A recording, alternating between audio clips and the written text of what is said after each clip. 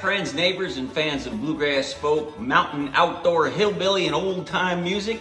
This is yours truly, Eastside Dave Kline, welcoming you to this episode of the Mountain Folk Series. We're taking you to the Mountain Folk Fest, which is an annual fest we put on. The 2025 festival was held at the Reading Liederkranz, high atop Reading scenic and historic Mount Penn, and we had a great time. We had bands from New Jersey come in. We had Martha Spencer and her Wonderland Country Band come all the way up from the Crooked Road of Virginia, and you're going to see her in this show. We're going to feature her exclusively in this show. And we also had some great seminar workshops from our friends at Meadowood Music, and also our good friend Mr. William Alfred Parker Jr., as well as others. There was great jamming and picking going on at this place. So I think what we should do is just treat you to a little bit of an introduction. This introduction is going to show you our Mountain Folk Fest logo, and at the same time I'm going to be describing what we're about to enjoy and see, because this program, at least Martha Spencer's part, was made possible through a grant from something called the Gertrude Sternberg Fund. And I'm not going to talk any more about it. I'm just going to let you watch and listen, and I hope you enjoy this version of our Mountain Folk Show. Thanks for tuning in. Hi, this is Dave Kline, producer and performer of the Mountain Folk Fest. The Mountain Folk Fest took place on September 7th, 2025 at the beautiful Reading Liederkranz, high atop the mountain with a lush grove and the cool mountain air, keeping everything just gorgeous up there on that day. Martha Spencer is going to be interviewed here in a second by me. She is one of the performers that is the real deal, as I like to say, a genuine child of the mountains, part of Virginia's folkloric Crooked Road crew of musicians and artisans. Martha's family goes all the way back to Ireland and is a really perfect example of how the Irish came over and settled along the Appalachian Mountains as the first sort of big barrier that stopped people from expanding west, as it did for other cultures like the Germans and so forth. And there they settled and mingled with each other, and their cultures blended, and their stories before internet and newspapers and such were cautionary tales. They were tales of love. They were tales of romance. They were tales of murder and mayhem. They were uplifting fiddle tunes that you could dance to, because that's what there was, music. That's the kind of culture that we're trying to keep alive with the Mountain Folk Fest and the Mountain Folk Scholarship Fund. And Martha's appearance at our festival was made possible by a generous grant from the Reading Musical Foundation, who manages something called the Gertrude Sternberg Fund. Now, Gertrude Sternberg herself was a musician and a person whom I knew back in the day. She would bring very notable solo performers to her home, which is Sterling, and it's beautiful. It's up there in a wonderful part of Reading, Pennsylvania, near Charles Evans Cemetery. You can still go see it. Anyway, Gertrude would bring these soloists, and they'd have these wonderful parties, and they would appreciate music for art and the communication tool that it is. So the Reading Musical Foundation, when Gertrude Sternberg passed away, now manages the fund that Gertrude left behind so that people in perpetuity could share her dream and her goal of sharing talent and culture with people. That's what funded Martha Spencer's trip up to Pennsylvania from Virginia. And we thank the Reading Musical Foundation, and God bless you, Gertrude Sternberg, and your memory for that. Let's talk with Martha Spencer now, and then let's hear a little bit of her music. One example would be old-time fiddle type tune with the banjo, and then after that you'll hear her sing a gorgeous mountain ballad. Okay, hi Martha Spencer. Got a big road trip going on in September. I'm glad you're with us today at the Mountain Folk Fest. Thanks so much for having me. We've had a great time. So you are what I call the real deal, a daughter of the Appalachian Mountains and all that country and folk and bluegrass and old time, and dare I even say hillbilly music that goes along with it. Could you just tell us about your childhood? You know, was it steeped in music? Yeah, so I guess around home, music's kind of just life there. I grew up, like I said, my dad was an old-time fiddle player, Thornton Spencer, and my mom, Emily Spencer, plays the banjo and sings, and had a lot of cousins making instruments and playing and singing, and my uncle also made instruments. So just so many people in the community. It's just kind of one of those, I guess, parts of the culture where it's just passed down in communities and families. So, you know, there would be a lot of jam sessions, a lot of mountain dances. So my parents would take me around since I was in diapers while they played, and little dances. That's how I learned how to dance. I never took lessons. I just was around it. It all the time. Yeah, and around the house we'd always, you know, there'd be people picking or visiting, picking, and so just, yeah, I think music's home, and it's like a family, but also with traveling, you know, I guess it's like you get to, like, even all these festivals, sort of, you know, it's a very familial thing, I think, that kind of brings us all together. Yeah, even if you're not family, that's what I find now. Like, I feel like you're part of our family up here. You're welcome to come to Berks County anytime. If I have something to do with it, I'd love to have you back. Thank you, Dave. Okay, what are you gonna do for the folks? I feel like a bit of Mississippi soda will be right in order.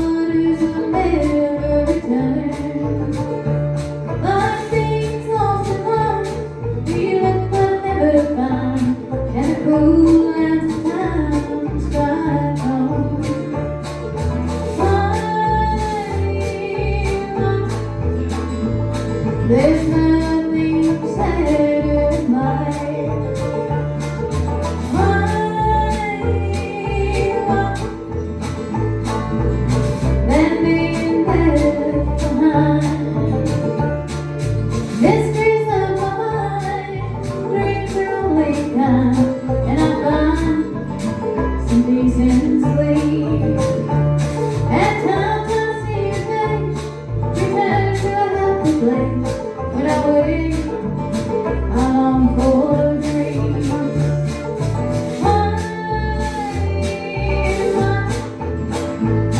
There's nothing sad life.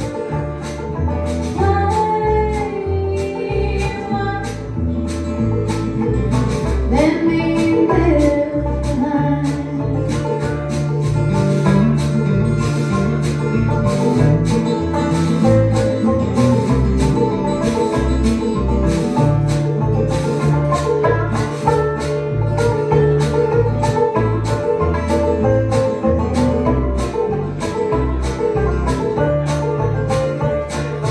Wandering around town after town, from daylight till dawn.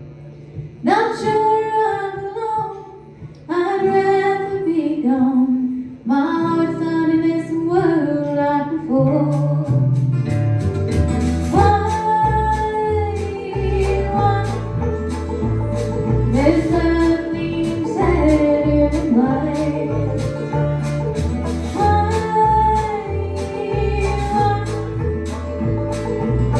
Let me live behind. Let me live behind. Let me live behind.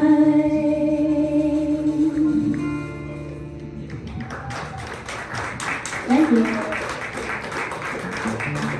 People love what you do. You know, up here we have a tradition in the older generations of what we call barn dances. Yeah. So they would clean out the barn at harvest time because that's the only time you could really afford to have the time to do it. Yes. People would bring covered dishes, there'd be a lot of food, and Yes. boys would get to meet girls that normally wouldn't get to do that, you Yeah. know, and they dance. So we call it hoedowning or jigging, and Yeah. some people call it clogging, or even more formal as square dancing. Yeah. But you do flat foot dancing. Yeah. So you learned that since you were a young girl, I'm sure. Tell us about that, because it's just so carefree and happy. Yeah, so flat foot, and like I said, add a lot of little mountain dances. Like you said, I guess they would do like what you call, I mean, before my time, but a lot of log raisins where they do that. And then they'd have a lot of little mountain dances at little places, just festivals. And so, like back home, a lot of times, like growing up, you know, with my family, a lot of the audience members, well, like, I mean, still today, like yesterday, a majority of them are dancers. And Yeah. so they just do it for fun every week, and they get out and like, you'll do a flat foot dance, which is, you know, I guess, you know, it's got a lot of Scotch-Irish and different roots to it, you know, probably African, all that kind of mixed up. So it's sort of freestyle. It's not as routine as clogging, but you'd have flat foot and you'd have some square dancing and reels and two-stepping and kind of alter between all that throughout the night. Yeah. Yeah, and so I found in interviewing a lot of the old timers around these mountains here, see if it's true down where you are, a lot of people that became husband and wife met each other at the barn dances. That was like the meeting spot. That's where people met, you know? Yeah, yeah. Got to kind of take each other out for a test drive, Yes, right? yes. So when you do this one thing when you're flat foot dancing, like it looks like it would hurt my knee joint. Like I don't even know how you can humanly do that. Your The foot- windmill? yeah, that foot spins around like that. How the heck do you do? Doesn't that hurt your knee? It does not. You know, I guess once you kind of get used to you should try it, Dave. Oh no, I'm not. No, thank you. Thanks for the invitation. I'll pass. Once you kind of get it rolling, you know, I think you kind of train your leg. You just kind of keep going toward the knee. Uh-huh. And I'm also a little bit double jointed, you know. See, it had to be. Right, it had to be. There had to be a secret But to it. there are a lot of people who do that stuff that I don't know that they are. So I guess you kind of train your leg for We're it. doing a flat foot workshop. If you're interested in learning some flat footing, 345, I believe. Where's that going to be at, Dave? Wherever you want it to be. Somewhere around here. So if you're interested, just find us. We do have a little bit of merchandise back there, some CDs and records and some shirt, bandanas and hats. If you're interested, we're going to do a little bit of maybe something like John Brown's Dream. We'll get Lucas to grab that fiddle back, and maybe we'll do a little flat foot in here. And if you're interested in what you see, just come find us, and later we'll be doing that.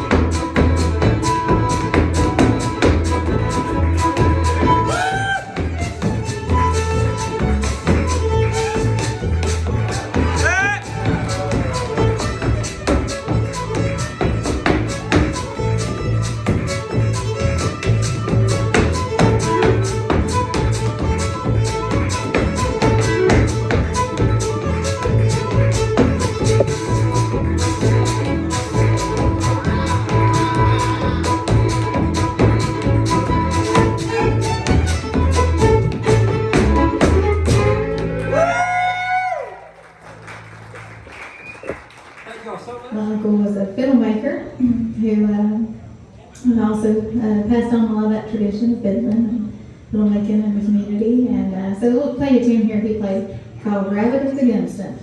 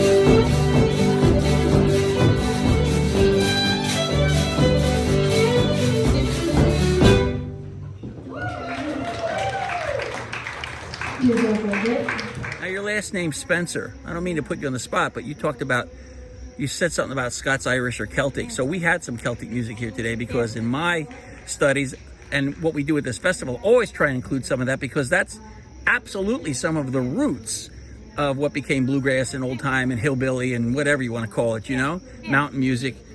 Spencer, it sounds like a name that might have come from the British Isles. Do you know? I think, yeah. I know I have family from like Donegal. That's Ireland, baby. You got it. Yes, I was, and different places like County Mayo over there. And then also Greatest maybe place. I think Spencer has some Irish and English, and I'm not sure Scottish too, probably in the family. So yeah, I was just over there. So they came here and they started to head west. And they got to the Appalachian Mountains, or whatever you want to call them, as they head down south. But I mean, they got to the mountains, and a lot of them that was it. Stop right there. We're not going over the mountains. We're going to make a life right here. And you got all that wonderful blending of culture there, and just really fantastic that that's where you come from. But now you're expanding too. You have, like today, you're with the Wonderland Band. Tell us about your catalog of bands that you put together and do right now in your music. Well, like I said, I grew up playing with the White Top Mountain Band. I still do play with them yesterday, which is my mom. That's your family band, yes? And my brother plays. My dad played until he passed. And so yeah, family band, still play with them. And the Blue Ridge Girls, which is a trio of gals I play with and write a lot of songs with. We do kind of variety of kind of mountain music and our originals. And then, yeah, the Wonderland Country Band, which we have today. And so we do kind of a mix of some old-timey and classic country. I grew up with a lot of that. My mom sang a lot of old country songs. And then also just stuff I like to write songs. I always like to write. A lot of my family like to write. And and I mean, and also I think one thing that's interesting for this area is several people from the mountains came, like of Virginia, North Carolina. Like a lot of my family's from North Carolina too, on that border. They've come up to this area. Yeah. Like Ola Bell Reed was a cousin. Okay. And her mom is from Cabin Creek area, where my folks are from. Like her, my great uncle was her grandpa. So and then a lot, not too far from this area. No, she used to play a lot at a place called Campbell's Corner and Ludwig's Corner and all these places. Back in those days, believe it or not, they used to call Berks County, where you're in right now, they used to call us the Grand Ole Opry of the North. Because the Opry stars would do their shows on Saturday night. And then they found out they could come up here and make some really good money. So they'd have somebody drive them up, or back in those days, they just drove themselves straight on through. I don't know how they did it, but they did it. But that's because we had 4, 5, 6 or more family-run country music parks. And these parks up here, they would draw thousands of people on Sundays. Thousands. Wow. New River Ranch, was that up this way? No. Sunset Park? Sunset Park, absolutely. Yes. Sunset Park was probably the most famous of all the famous ones. There was Onaloni Park. There was just so many of them. Sally Ann Park or something like that. Just a lot of them. And the acts that would come up, and so we have some great stories. Like up here for Moonshine, believe me, I play with some of the folks down south of the Mason-Dixon line. Some of the stuff they bring up here. I'm all for homemade things, but wow, some of that shine is really powerful stuff. But up here they make shine out of apples, Applejack. Okay. So Hank Williams Sr. used to be one of the ones that would come up here, and he was known to say on stage that he liked Berks County because of the best Applejack in the world, the best apple whiskey, right? Yeah. And I once had the opportunity to interview Dolly Parton because she put out a bluegrass album called Blue Smoke, maybe 10 years ago or something. And so I asked her, I said, do you remember coming to these country music parks? You know, well, she was with Porter Wagner then. And of course she remembered. She remembered people's names and stuff, you know? Yeah. So it made a deep impression on the fans, and it made a deep impression on the artists. It's not what it once was, but some of us are trying to keep it alive up here. And yes. especially in the folky, as you saw today, this is very laid back, really calm, family friendly. We appreciate what you're doing so much. Where can people find your music? MarthaSpencerMusic.com kind of is, you know, and obviously, I guess, online, all the places, you know. All the places. All, how do I say it? Go to. All the streaming and download platforms. Yeah, like Bandcamp and all the streaming stuff. And, you know, you can find social medias and all that, kind of keep up where we'll be. And hopefully in person. I think in person's the best way if you can make it. It always is the best way. You know, there's something special about in person.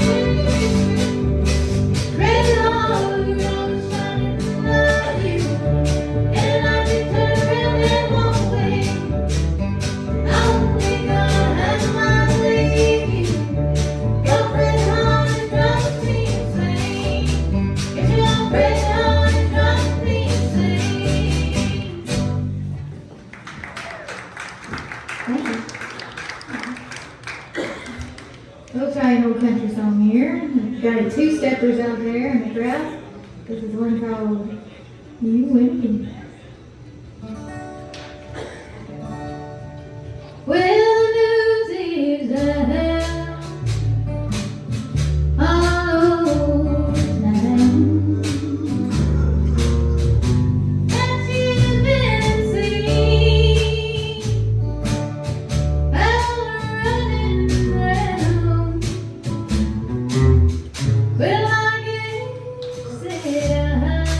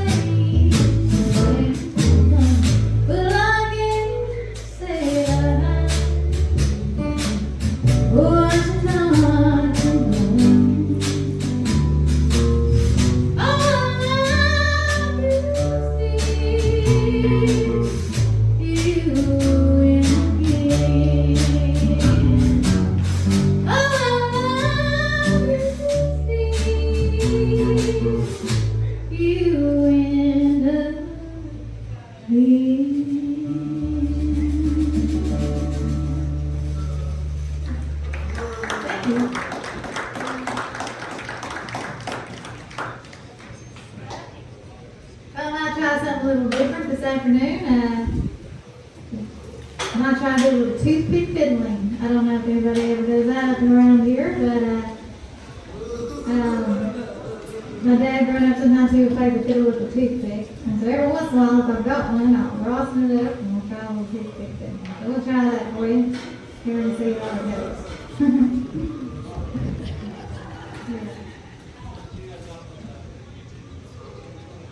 All right, here we go.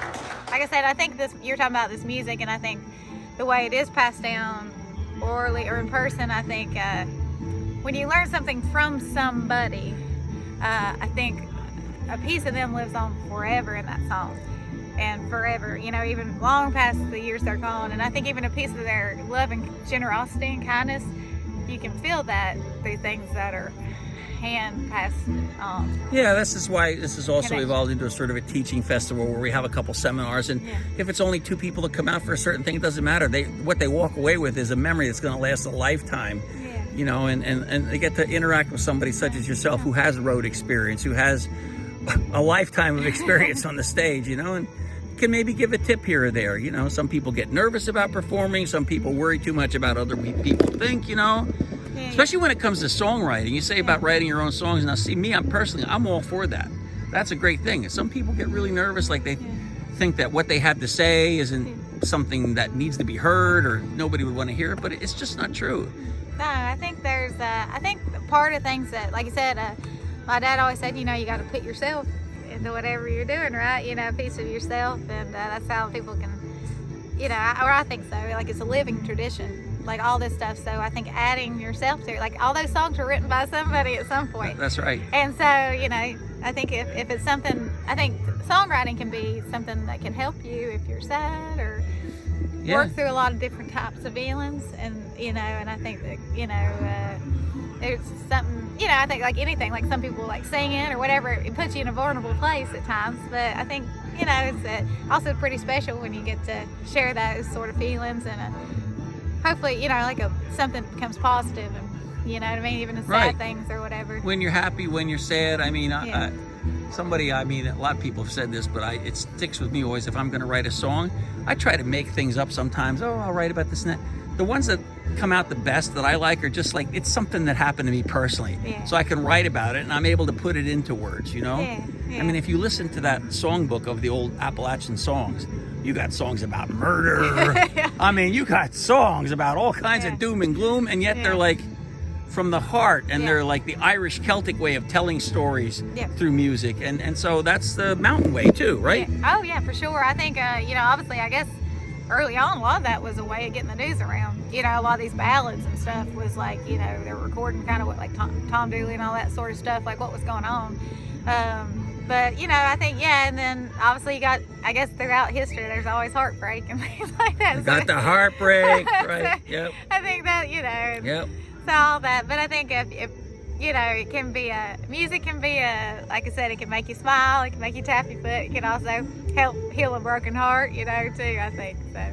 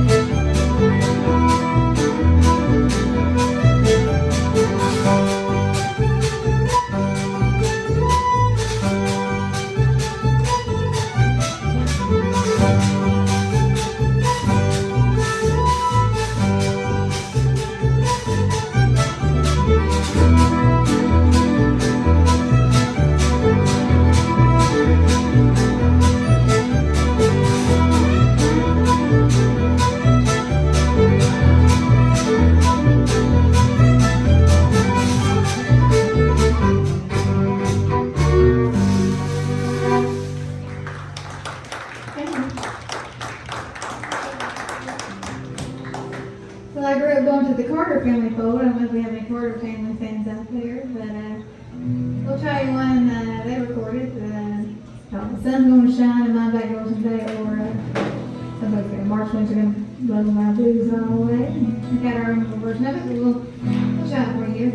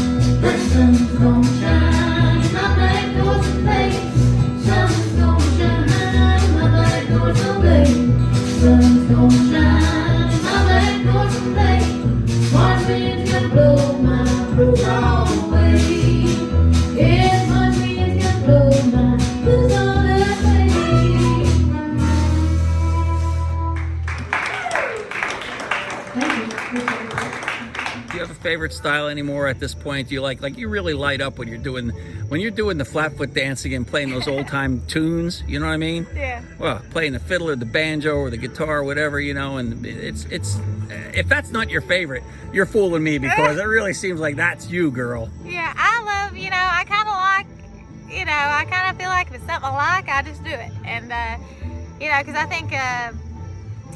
think as long as you're being yourself, that's all you can be. And I think if you like something, you know, I think when, you know, which my dad, he kind of grew up on Fees Ridge up there, and he always said they just called it music. You know, he's like, whatever was around us, that's what we was playing, you know, fiddle or whatever, but it was music. And I think at the end of the day, you know, if it speaks to your heart, you know, if it's a country song, or if it's a old time flatfoot stuff, obviously that's stuff I grew up with, the flatfoot, you know, so it makes you, it gets you moving.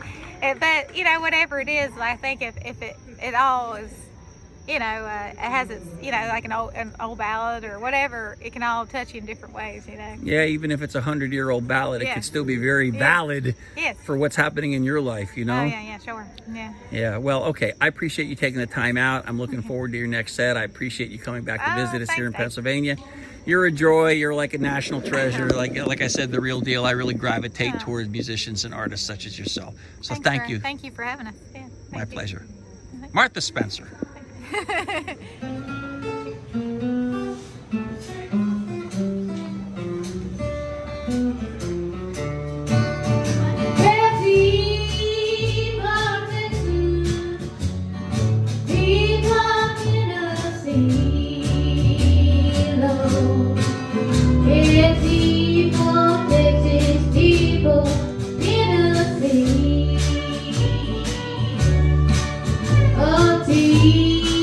People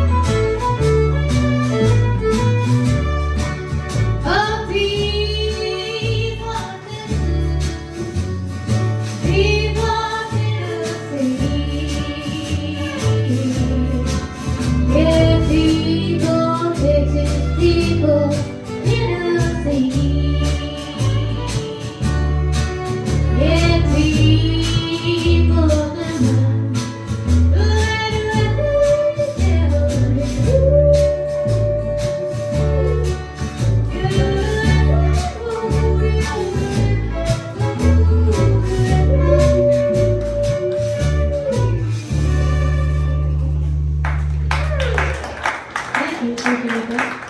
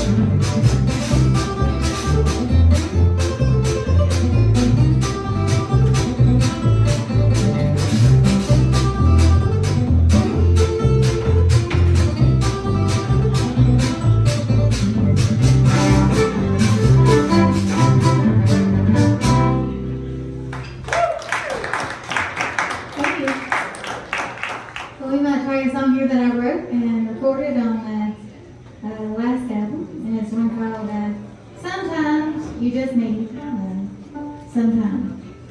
And if you enjoyed it, we're going to need two-steppers. I'm going to go do maybe two-stepping out around this way, but feel free to kick up them heels this afternoon if you feel like it.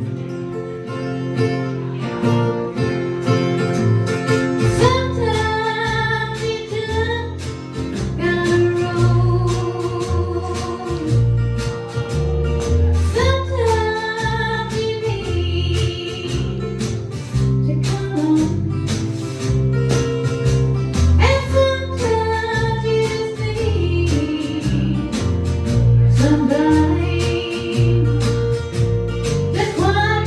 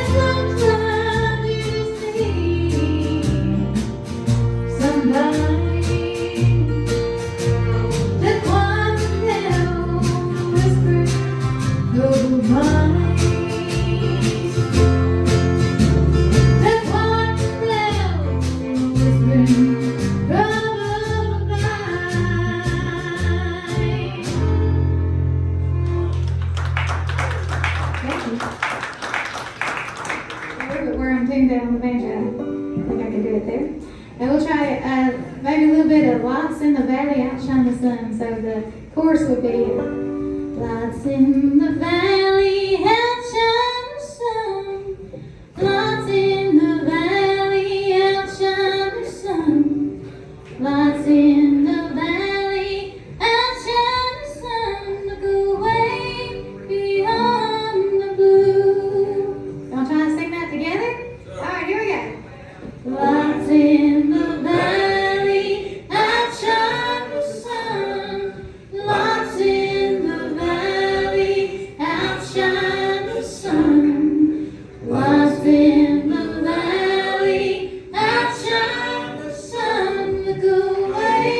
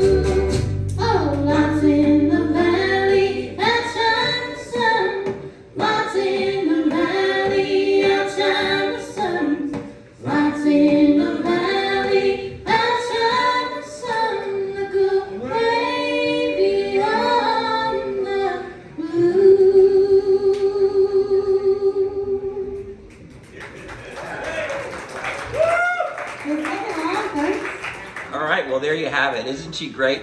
Martha Spencer, along with her band, the Wonderland Country Band, all the way up from the historic and folkloric Crooked Road of Virginia. In case you don't know what the Crooked Road is, you can go ahead and look it up online, but it's basically, in simplest terms, a road that runs from east to west or west to east, depending which way you're going, in Virginia. And along that road, you have famous places like the Carter Fold, where the Carter family would perform and where they came from. And you have other places. You have like Ralph Stanley's homestead in there. You have general stores that provide places for bluegrass musicians to come together once a week, and all that kind of good old-timey mountain music that you might expect. They call it the Blue Ridge. I think it's still part of the Appalachian Mountain chain that connects everybody from Georgia all the way up through our area of Pennsylvania, from where the Mountain Folk Show originates, Berks County, Pennsylvania, on up into Maine.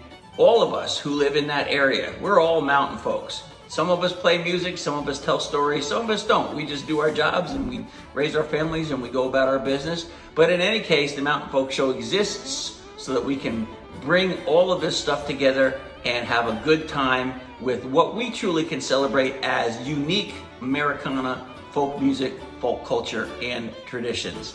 All right, we'll see you in another episode of the Mountain Folk Show very soon, I hope. Thanks for tuning in. Tell some friends about our show, and I'll see you on the other side of the mountain.